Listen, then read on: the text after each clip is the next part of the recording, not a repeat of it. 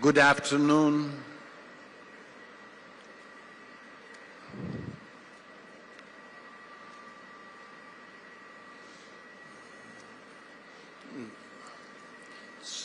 Good afternoon, dear delegates.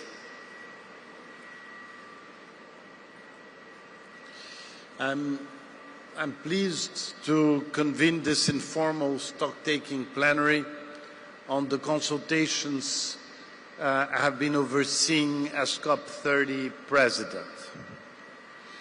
As you may recall from our discussions on the adoption of the agenda and the agreement reached in the opening plenary on Monday, I have been requested to convene presidency consultations on issues related to the following 4 items. Implementation of Article 9, Paragraph 1 of the Paris Agreement proposed by LMDC. Promoting international cooperation and addressing the concerns with climate change-related trade restrictive unilateral measures proposed by LMDC. Responding to the synthesis report on nationally determined contributions and addressing the 1.5 degrees ambition and implementation gap proposed by EOSIS. Reporting and review pursuant to Article 13 of the Paris Agreement, synthesis of biennial transparency reports proposed by the EU. As we are now midway through the week, I have convened this informal stock-taking plenary to report back on the consultations to date on this process. I am pleased to report that parties have engaged in open and honest discussions in the spirit of mutirão on matters relating to the 4 areas. I want to thank the chairperson of these discussions, Túlio Andrade, who is here. Progress has been achieved over the course of the discussions in enhancing the understanding of each other's perspectives and views. Themes such as implementation and international cooperation have been a common thread with different perspectives attached to these concepts. We thank parties for their dedication to advancing these consultations, including for spending more than 8 hours in total in meeting rooms during the 3 sessions held by now.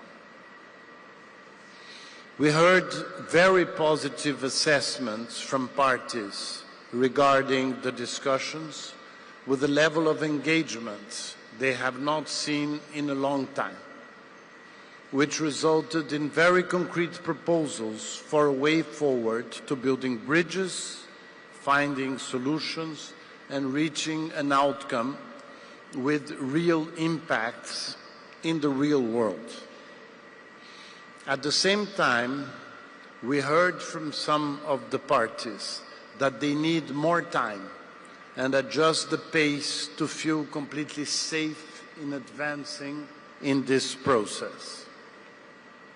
In this context, while discussions have certainly matured since we first launched this consultation, we heard from parties that we believe more sessions are needed to make further progress and enhance even more our safe environment of trust between parties. We therefore propose that consultations continue as agreed in the opening plenary, with another stock-take plenary to be held on Saturday. The consultations will continue to serve as a safe space for parties to co-create solutions while ensuring steady progress.